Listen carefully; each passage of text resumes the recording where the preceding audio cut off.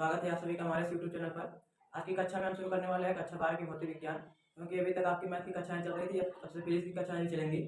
तो देखते हैं, ये जो आपका कक्षा 12 भौतिक विज्ञान है, इसमें कुल 10 इकाइयाँ हैं और इन 10 इकाइयों को मैं यहाँ पर लिख दे रहा हूँ। देखिए लिखा हुआ है, इनमें से पहले आप देख लीजिए कितनी है। ये 10 इकाइयाँ देखिए, ये 10 इकाइयाँ हैं। यहाँ से देखिए, पहले है स्थिर विद्युत की, दूसरा धारा विद्युत, फिर विद्युत धारा का चुंबकीय प्रवाह तथा चुंबकत्व, विद्युत चुंबकीय प्रेरण तथा प्रत्यावर्ती धाराएं, विद्युत चुंबकीय तरंगे, प्रकाश की द्रव्य तथा विकिरण की द्रव्य प्रकृति, परमाणु नाभिक और इलेक्ट्रॉनिक युक्तियां और संचार व्यवस्था। कुल मिलाकर आपकी ये 10 यहाँ पर इकाइयाँ हैं। अब हर इकाइयों की मैं अलग अलग चर्चा करूंगा, क्योंकि अभी शुरू करना है हमें भौतिक विज्ञान, आज पहला वीडियो ही है। तो यहाँ से हम पहली इकाई उठाते हैं स्थिर विद्युत की, और देखते हैं कि अब अगर एनसीईआरटी के हिसाब से चलेंगे तो स्थिर विद्युत में 2 ही चैप्टर बनाए गए हैं, लेकिन अगर मैं चैप्टर्स की अलग अलग बात करूँ तो पहली इकाई में आपके 4 चैप्टर हैं। देखिए उन 4 चैप्टर का मैं नाम आपको दिखाता हूँ। तो ये है वो जो मैंने अभी आपको बताया ना कि स्थिर विद्युत के में 4 चैप्टर है, तो ये रहे 4 चैप्टर। ये देख लीजिए, पहला है कूलाम करंट का विद्युत क्षेत्र, दूसरा है विद्युत गॉस का प्रमेय, तीसरा विद्युत का, चौथा संधारित्र परावैद्युत। ये जो एनसीईआरटी के हिसाब से जो अभी मैंने बता दूं कि 2 ही चैप्टर पढ़ेंगे, तो ये देख सकते हैं कि एनसीईआरटी ने क्या किया है, इन दोनों चैप्टर्स को मिलाकर एक कर दिया है, ए और बी को, और सी और डी को मिलाकर एक चैप्टर बना दिया है। तो बस वही है, लेकिन हमें तो अध्ययन करना है चारों चैप्टर का, इसलिए अलग अलग चैप्टर को उठाते हैं और पहले चैप्टर को ध्यान देते हैं। तो आज पहला चैप्टर शुरू करते हैं। इस पहले चैप्टर में देखिए कई कई बातें बताई गई हैं, तो उसमें से हम कुछ कुछ बातें उठाते हैं। कुछ क्या सारी चीज़ें हम इसमें कवर करने वाले हैं, तो आपको चिंता नहीं करनी। तो देखिए पहला टॉपिक उठाते हैं, तो आवेश, मतलब नाम ही है कूलाम करंट, तो विद्युत क्षेत्र, तो विद्युत क्षेत्र कहाँ से आता है, बस वही आवेश से आता है। तो पहले आवेश की चर्चा करते हैं। तो आवेश क्या है? आवेश कोई गुण है किसी वस्तु में आया हुआ, जो मतलब अगर उसको विद्युत क्षेत्र में जैसे रख दिए तो किसी बल का अनुभव करेगा, या फिर वो स्वयं ही विद्युत क्षेत्र उत्पन्न करता है, तो बस वही आवेश। तो थोड़ी बातें लिखी गई, ध्यान दीजिए। आवेश किसी वस्तु में आया हुआ गुण है जो विद्युत क्षेत्र उत्पन्न करता है, या फिर किसी विद्युत क्षेत्र में बल का अनुभव करता है। तो आवेश, अब देखिए अभी चर्चा करेंगे कि आवेश को लाते कैसे हैं, किसी वस्तु पे कैसे आता है आवेश, उसकी चर्चा होगी। लेकिन अभी इसमें देखिए आवेश के बारे में थोड़ी और जानकारी। तो अधिक, ये एक अधिक राशि है, इसका विमीय सूत्र तो एक ही होता है। यहाँ पर देखिए विमीय सूत्र और बीमा दोनों अलग अलग चीजें हैं। तो आपने कक्षा 12 में सीखा होगा बीमा, लेकिन बीमा और विमीय सूत्र दोनों अलग चीजें हैं। तो बीमा आपको ध्यान देनी है क्या है, लेकिन यहाँ पर विमीय सूत्र देखिए, विमीय सूत्र इसका होता है कि, और ये आवेश ही 2 प्रकार का होता है, पहले धनावेश और ऋणावेश। ये नामकरण बेंजामिन फ्रैंकलिन ने 1750 में किया था। तो आपको ये छोटी सी बात ध्यान में रखनी।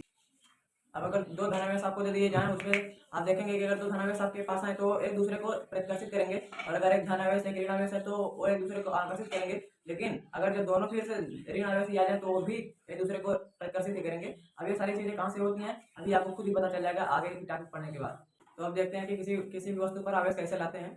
तो आवेश लाने की 3 विधि आपको सिलेबस में सिखाई गई हैं। तो उसमें से पहले विधि पर अगर चर्चा करें तो है घर्षण द्वारा आवेशन। अब आप समझते हैं, आपको समझना पड़ेगा कि हाँ, घर्षण द्वारा किसी वस्तु को कैसे चार्ज किया जाता है। तो देखिए, मान लीजिए यहाँ पर मैंने 2 वस्तुएं ले ली, ए और बी। रगड़ने के बाद की स्थिति, पहले की स्थिति है, देखिए अभी मैंने 2 वस्तुओं को केवल लिया है, उनको रगड़ना नहीं है। अब देखिए रगड़ने के बाद यहाँ पर देखिए, अगर जब अभी ये रगड़ने के बाद की स्थिति नहीं, मैं सिखा रहा हूँ कैसे रगड़ने के बाद की स्थिति आएगी। तो अगर आप 2 वस्तुओं को लिया, उनको आपस में रगड़े, तो वो वस्तुएं चार्ज होती हैं, और केवल एक ही चार्ज नहीं तो 2 की दोनों चार्ज होते हैं। देखिए कैसे, मान लीजिए आपने ए लिया था और बी लिया था, और जब दोनों को आप रगड़े तो ए से, मान लीजिए कि ए से ही कुछ इलेक्ट्रॉन निकल कर बी पे चले गए। पहली बात तो ए से इलेक्ट्रॉन निकल सकते हैं और बी पे जा सकते हैं, और दूसरी स्थिति बन सकती हो सकता है कि बी से इलेक्ट्रॉन निकले और ए पर आए, 2 स्थिति बन जाती है। अब देखिए इसमें क्या होगा, तो मतलब हमें सिग्नल चार्ज कैसे होंगी वस्तुएं। मान लीजिए 2 इलेक्ट्रॉनों का यहाँ पर आदान प्रदान हो रहा है, मान लीजिए ए से इलेक्ट्रॉन निकल गए। अभी चर्चा करते हैं, केवल ए से इलेक्ट्रॉन निकले। ए से इलेक्ट्रॉन निकले मतलब जिस जिस बॉडी से इलेक्ट्रॉन निकलते हैं उसमें प्लस चार्ज हमेशा आता है, ध्यान दीजिए, वो धनावेश बन जाती है, धनावेशित वस्तु। 2 इलेक्ट्रॉन निकले, और जब 2 इलेक्ट्रॉन निकले मतलब मान लीजिए यहाँ 2 आवेश का आदान प्रदान हो रहा है। तो यहाँ पर देखिए 2 आवेश आ गए, क्यों? क्योंकि इसमें से इलेक्ट्रॉन निकले हैं, तो जिसमें से इलेक्ट्रॉन निकलते हैं उस पर क्या आता है, प्लस चार्ज। तो प्लस चार्ज यहाँ पर आ गए, और वही 2 इलेक्ट्रॉन ये वस्तु भी ले ली, तो जिस वस्तु पर इलेक्ट्रॉन जाते हैं उसमें कौन सा आवेश, ऋणावेश। तो ये देखिए ऋणावेश इस पे आ चुकी है। अब आप देख लिए कि हाँ, हमारी वस्तु कैसे दो की दोनों बॉडी घर्षण द्वारा आवेशन में किस तरह से आवेशित हुई। तो देखते हैं अगली विधि क्या है, चालन विधि। मतलब ये बोर्ड की दृष्टि से महत्वपूर्ण नहीं है, बस आपको लेकिन ध्यान में रख के चलना होगा ना। मान लीजिए कोई बच्चा आपसे पूछ ले भैया ये बता दीजिए, तो आप क्या बताएंगे उसे, इसलिए इस बात को आपको ध्यान में रख के चलना है, बस बाकी बोर्ड के हिसाब से महत्वपूर्ण ही है।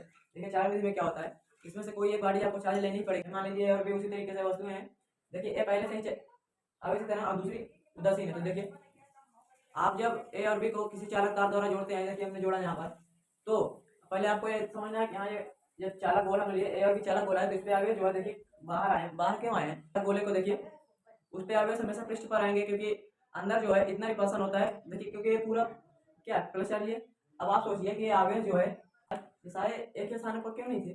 यहाँ पर देखिए दूर दूर है सब, यहाँ पर भी दूर, यहाँ पर भी दूर, लेकिन दूर है क्यों एक स्थान पर क्यों नहीं है। तो बात क्या होती है कि मतलब एक स्थान पे आ ही नहीं सकते।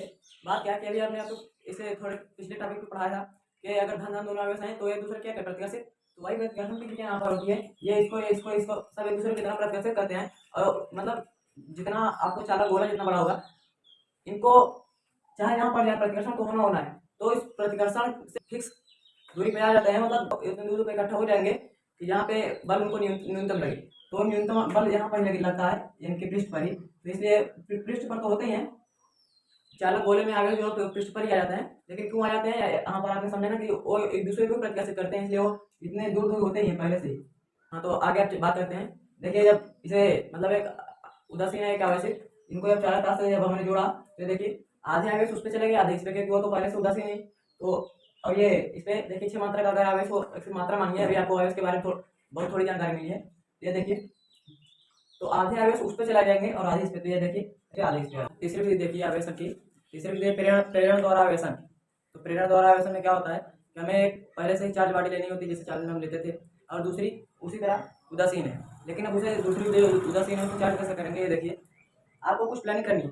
आपको पता है उदासीन वाली वस्तु में क्या होता है, प्लस चार्ज और माइनस चार्ज दोनों समान मात्रा में होती है, इसलिए तो वो आवेशित नहीं होती, उदासीन होती है। तो यहाँ पर आपको देखना है कि अगर जब आप यहाँ पर जैसे धनावेश गोला लाते हैं, तो अभी आपने हमने हम लोग आपको पीछे इसके बताया था कि जो धन होता है वो उनके क्या आकर्षित करता है, जो प्लस प्लस होता है वो दूर करता है, जो माइनस माइनस तो भी दूर करता है, लेकिन प्लस और माइनस एक दूसरे को आकर्षित करते हैं ना। इसलिए देखिए ये प्लस जो है इस माइनस को खींचेगा भी, लेकिन प्लस प्लस को धक्का देगा ना, इसलिए उसे प्लस को दूर कर रहा है, लेकिन माइनस को अपनी तरफ खींच रहा है।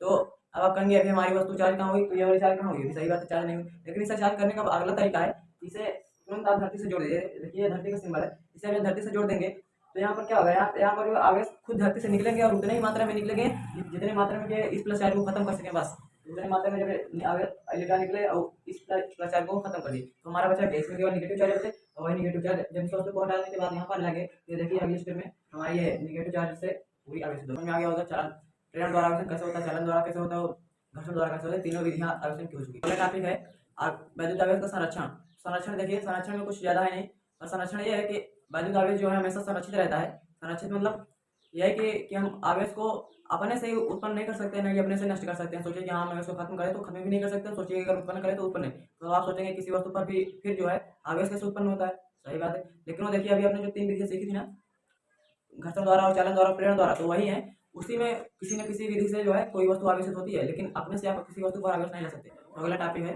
इसी टॉपिक हम बात करेंगे। तो अगला टॉपिक है हमारा आवेशों का क्वांटीकरण। क्वांटीकरण क्या है, बस क्वांटीकरण यही है कि आपको यह समझना है कि हम किसी वस्तु पर जो आवेश हो सकता है वो ई का पूर्ण गुणज ही हो सकता है, यही है क्वांटीकरण। देखिए पहले आवेशों की सूक्ष्म इकाई ई है, मतलब अगर आप एक सोचिए कि हम किसी वस्तु पर कम से कम आवेश डालें तो केवल ई ही हो सकता है, क्योंकि ई क्या है, ई जो है वो इलेक्ट्रॉन पर उपस्थित आवेश की मात्रा है, लेकिन प्लस और माइनस को छोड़ दीजिए थोड़ी देर के लिए, वो परिमाण है, ये परिमाण है ना कि हाँ मतलब किसी वस्तु पर सूक्ष्मतम आवेश कितना हो सकता है, ई हो सकता है। अब देखिए किसी वस्तु पर आवेश कैसे आता है, इलेक्ट्रॉनों के आने जाने से। मान लीजिए किसी वस्तु पर आवेश कैसे हो सकता है, हो सकता है उस पर एक ई का आवेश हो, 2 ई का हो, 3 ई का हो, 4 ई का हो, मतलब ऐसे ऐसे करके एन आप मान सकते हैं, जाए तो समझते हैं कि संख्या है।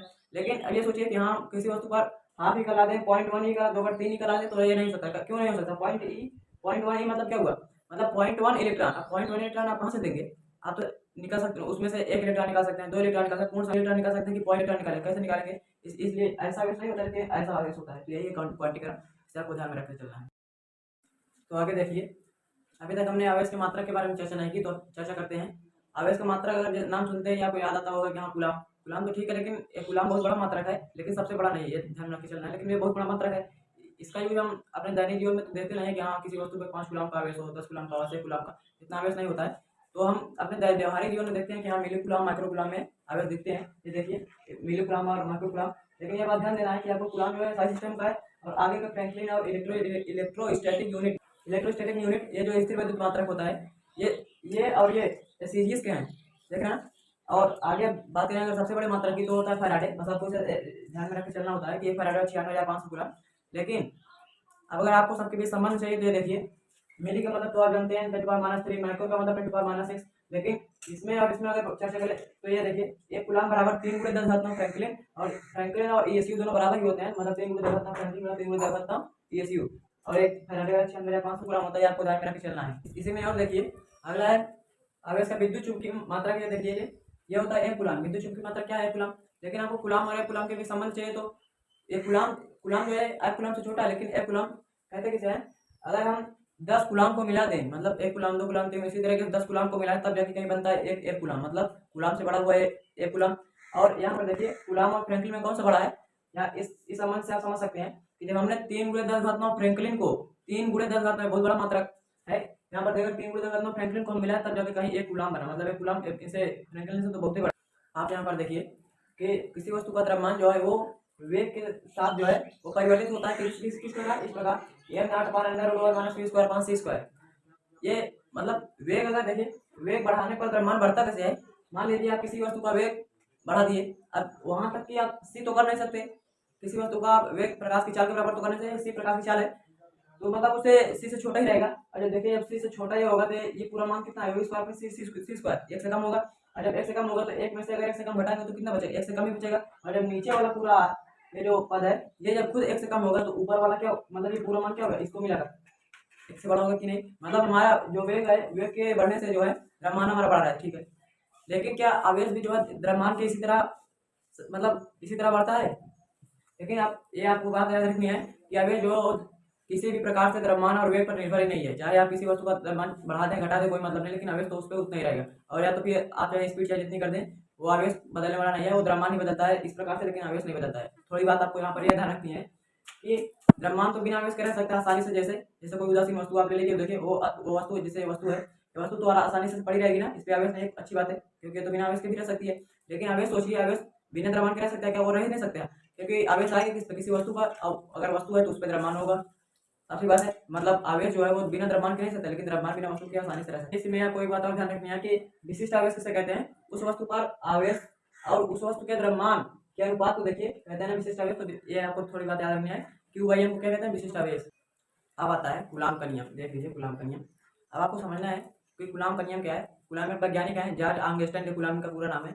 ये जो है 2 बिंदु आवेशों के बीच लगने वाले बल के बारे में ये अपने सूत्र में दिए हैं, कितना बल उस पर लगेगा। अभी आपने आपको बताया कि प्लस और प्लस एक दूसरे को प्रतिकर्षित करते हैं, प्लस माइनस आकर्षित और माइनस माइनस प्रतिकर्षित करते हैं। लेकिन प्रतिकर्षित तो करते हैं ठीक है, लेकिन कितनी मात्रा में एक दूसरे पर बल लगाते हैं वो इन्हीं कूलाम ने दिया था। अब देखिए अभी हमने चर्चा किया बिंदु आवेश। तो बिंदु आवेश किसे कहते हैं पहले ये समझ लीजिए। बिंदु आवेश मतलब मान लीजिए इतनी इतनी बड़ी बड़ी आपके पास 2 गोली है। अब इसे ही बिंदु आवेश आप बना सकते हैं कैसे? बस इन दोनों बिंदु आवेशों को, मान लीजिए गोली है तो आपको इतनी दूरी रख देनी है, इतनी दूरी बढ़ा देनी है कि इनकी जो त्रिज्या है, त्रिज्या इनका मतलब व्यास मान लीजिए, ये जो इनकी त्रिज्या है ये इस दूरी जितनी दूरी आप रखे हैं इसकी तुलना में बहुत ही छोटी है। या फिर ये कह दीजिए कि इनके बीच की जो दूरी है ये जो है इनकी माप ये जो व्यास मान सकते हैं यहाँ से, इनके बीच बहुत अधिक है। बस तभी जो है इन दोनों ही वस्तुओं को बिंदु आवेश कहते हैं। लेकिन आप समझिए कूलाम का नियम क्या है। कूलाम ने 2 स्थिर बिंदु आवेशों के बारे में लगने वाले बल के बीच संबंध बताया। तो ये देखिए उन्होंने कहा कि जो मान लीजिए 2 आवेश हमारे पास है Q1 और Q2। अब इन्हीं के और ये स्मॉल r दूरी पर रखे हुए हैं,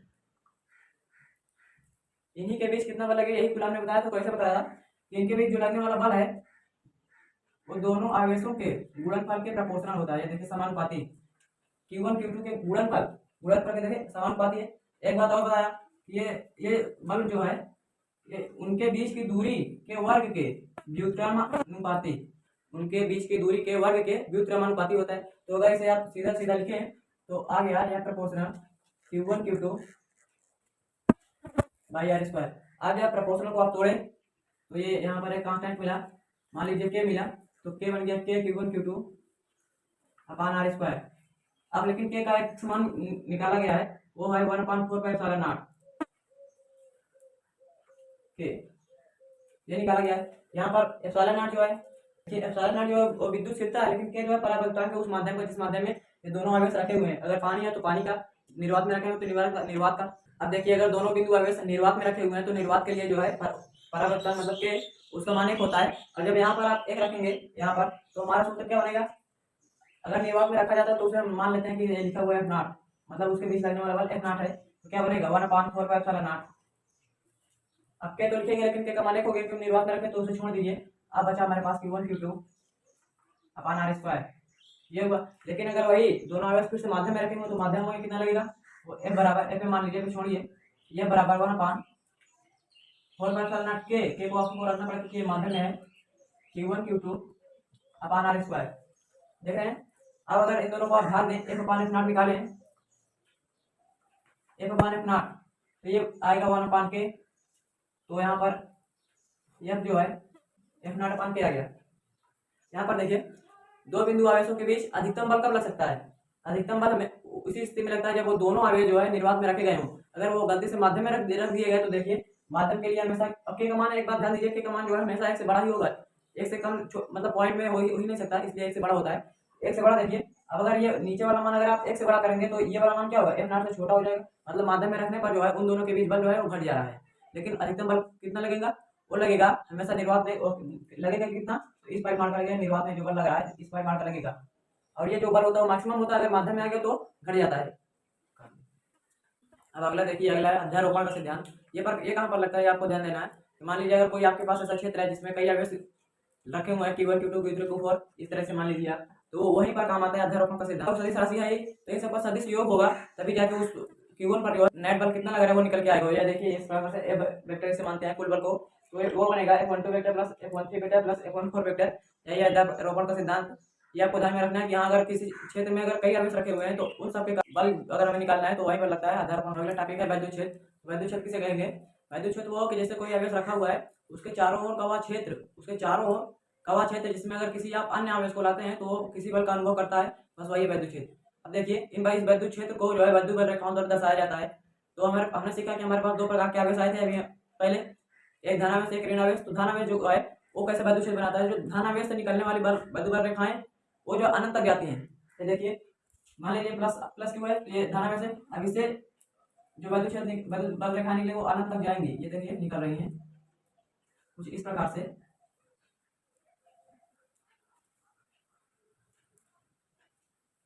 ये नहीं कि ये हमने यहाँ तक इसको बनाया तो ये वैद्युत क्षेत्र यहीं तक है, ये अनंत तक वैद्युत क्षेत्र बना हुआ है। और ये जो ऋण आवेश मान लीजिए माइनस क्यू है, तो ये जो है धनावेश से जो वैद्युत क्षेत्र रेखाएं दूर हटती हैं और मतलब दूर बाहर की ओर जाती हैं और ऋण आवेश पे आके मिलती हैं। ये देखिए इस प्रकार से आ रही है ना, इस प्रकार से आके इसमें मिलती हैं।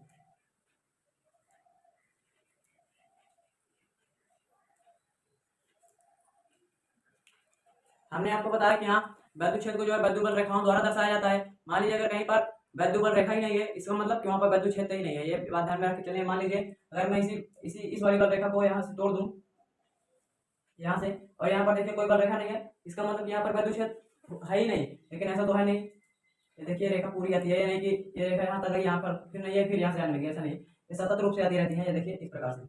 अब देखिए अगला है वैद्युत क्षेत्र की तीव्रता। है तो वही वैद्युत क्षेत्र ही, लेकिन आपको ये समझना है कि इसमें थोड़ा अंतर है। वो वैद्युत क्षेत्र था, लेकिन ये वैद्युत क्षेत्र की तीव्रता है, ये एक सदिश राशि है, क्योंकि यहाँ पर देख लीजिए वेक्टर लिया है तो वैद्युत क्षेत्र की तीव्रता बराबर होता ही है वेक्टर एफ वन क्यू। ये देखिए अगर क्यू को हम एक मान ले तो वेक्टर बराबर क्या हो, वेक्टर मतलब अब यहाँ से आप वैद्युत क्षेत्र की तीव्रता की परिभाषा भी बना सकते हैं।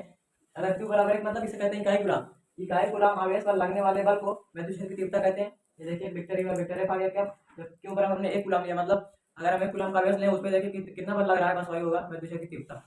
ये देखिए यहाँ पर कुछ बातें लिखी गई हैं। अभी ये सदिश राशि है तो इसकी कुछ दिशा भी होगी, और दिशा जो है वो किस तरफ होगी, यह बात आपको बहुत गौर से समझनी है। अगर हम धनावेश को ले रहे हैं और ये देखते हैं कि इस धनावेश पर बल किस तरफ लग रहा है, अगर धनावेश से इस पर बल इस तरफ लग रहा है तो इसी तरफ वैद्युत क्षेत्र की तीव्रता होगी, क्योंकि वैद्युत क्षेत्र की तीव्रता जो सदिश राशि है और वो जो है वो बल की दिशा में ही होगी अगर हमारा आवेश जो है वो धनावेश है। लेकिन वही अगर गलती से ऋण आवेश हो गया तो उसकी दिशा उल्टी हो जाएगी। यहाँ पर देखिए ये Q1 है, ये धनावेश है ना, और यहाँ पर धनावेश Q2 भी ले लिए। अब ये देखते हैं कि हाँ Q2 धनावेश है तो इसमें बल किस तरफ लगेगा, ये दोनों देखिए प्लस प्लस है तो ये दूसरे के प्रत्याशित करेंगे, प्रतिवर्ती इस तरफ मान लीजिए कर रहा है। तो यहाँ पर हम ये हम तो यह कहेंगे कि जिस तरफ बल लग रहा है उसी तरफ तीव्रता होगी। यहाँ पर देखिए बल इस तरफ लग रहा है लेकिन तीव्रता भी इसी तरफ है, क्यों? ये देखिए दूर की ओर है ना, ये धनावेश हो तो इसके कारण वैद्युत क्षेत्र दूर की ओर दूर पे, ठीक है।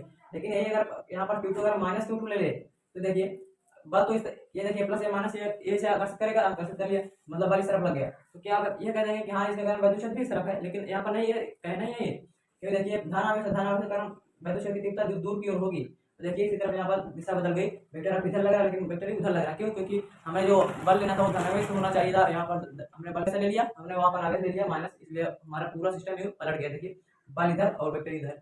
ये आपको ध्यान देना है कि वेक्टर की दिशा किस तरफ होगी, हमेशा वेक्टर एफ की तरफ होगी, लेकिन अगर जब आपके पास जो आवेश आपने लिया है वो धनावेश ही होना चाहिए। और चीज़ें यहाँ पर देखिए, वैद्युत क्षेत्र की तीव्रता का जो मात्रक होता है वो होता है न्यूटन पर कूलाम। यहाँ से आप निकाल सकते हैं जब कमान मीटर, मात्रक न्यूटन, क्यू का कूलाम तो न्यूटन पर कूलाम। लेकिन इसका एक मात्रक और भी होता है, वो होता है वोल्ट पर मीटर। ये आपको आगे वैद्युत विभव वाले चैप्टर में मिलेगा, कहाँ से आता है आपको सिखाया जाएगा, बस आपको इसे याद करना है। लेकिन इसका बीमी सूत्र भी बहुत ही इंपॉर्टेंट है यार, बोर्ड में तो पूछा ही जाता है, इसलिए आपको याद में रखना चलना पड़ेगा। इसका बीमी सूत्र है एमएनटी माइनस 3 ए माइनस 1। आप यहाँ से निकाल सकते हैं कि अगर एफ की बी में रखें और क्यू की बी में क्या होती है एटी और एफ की आपको रखनी है। अब अगर उसको हल करें तो यही आ गया एमएनटी माइनस 3 ए माइनस 1। आपको याद चलिए अगला परीक्षण आवेश, थोड़ी जानकारी इसके बारे में ले लीजिए क्योंकि कभी कभी हो सकता है पूछ भी ले। ये परीक्षण आवेश जो है ये पूर्ण रूप से काल्पनिक आवेश है, ये कोई वास्तविक आवेश नहीं है।